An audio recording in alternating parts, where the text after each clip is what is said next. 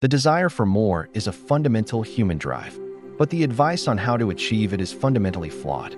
It's built on a single, dangerous assumption that you are a rational being, that you will always act in your own best interest, with perfect information and unwavering self-control. This assumption is wrong, and it is the reason most financial advice fails. Humans are not spreadsheets. We are complex, emotional creatures, especially under pressure. When the stock market crashes, the instinct is not to analyze trends. It is to sell, to run, to stop the perceived bleeding. This is not a logical decision. It is a primal, emotional response rooted in fear.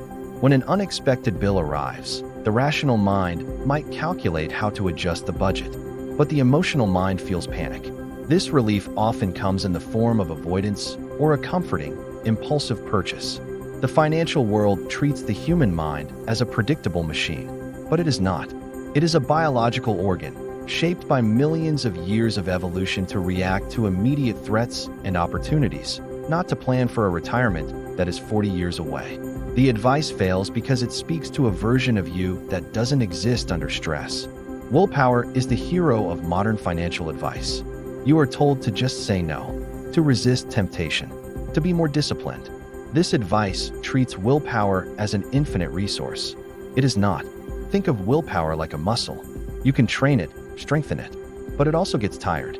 After a long day of making difficult decisions at work, of resisting the urge to argue with a colleague, of sitting in traffic, that muscle is fatigued.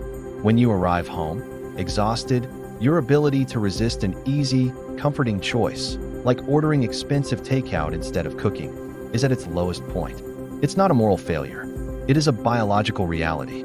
The system of relying solely on willpower is designed to fail because it ignores the natural limits of human energy and self-regulation. You are set up for a loss from the very beginning. Motivation is a powerful but fleeting emotion. The surge of energy you feel after watching a video or reading a book about financial freedom is real.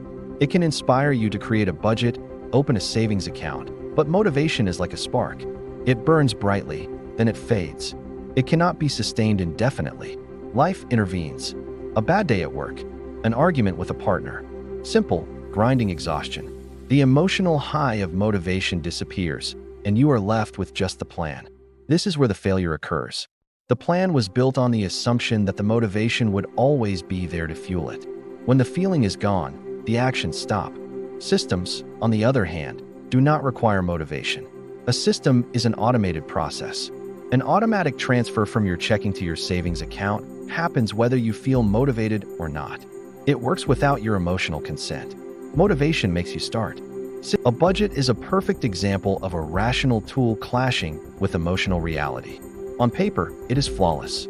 A simple ledger of income and expenses. It makes perfect sense. The numbers add up. The plan is clear.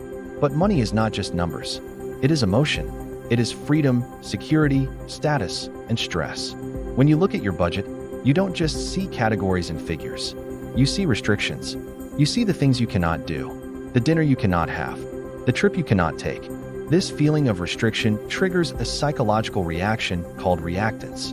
The human brain rebels against a perceived loss of freedom. The more you tell yourself, I can't spend money on this, the more your brain desires it.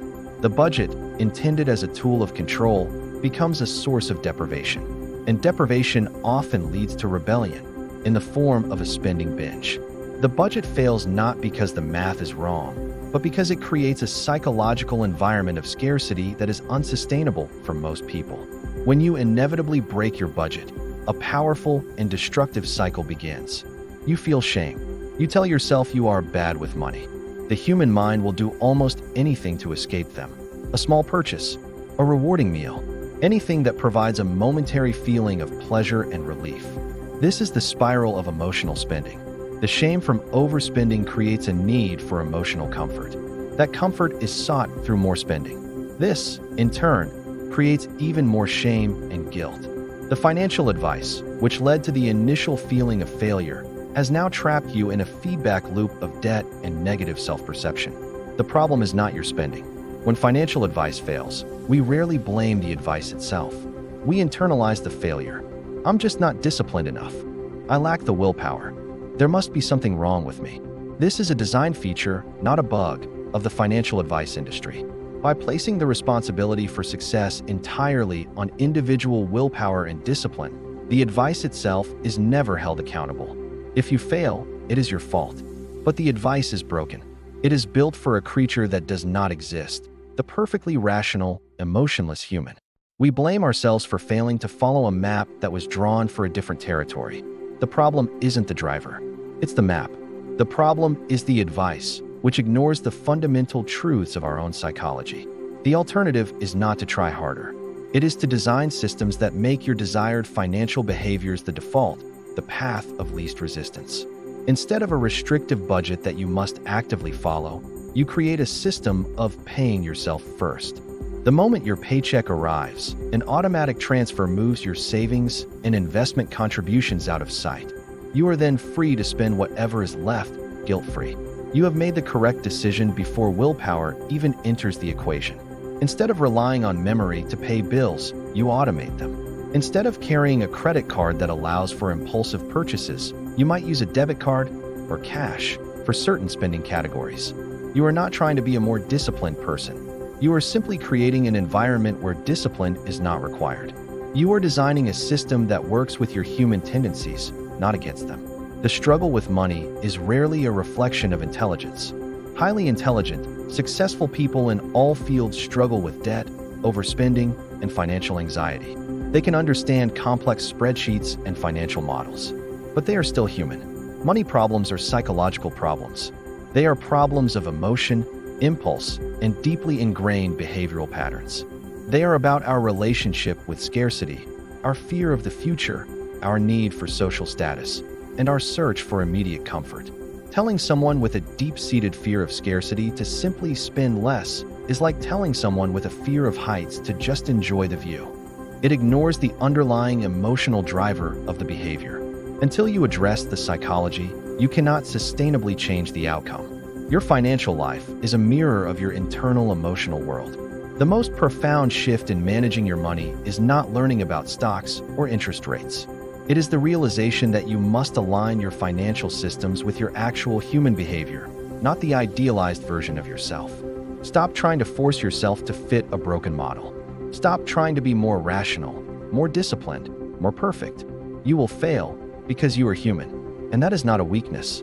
It is a simple fact. Instead, accept how your mind works.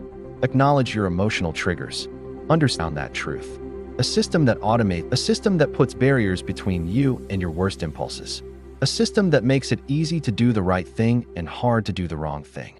This is how you win, not by changing your nature, but by designing for it.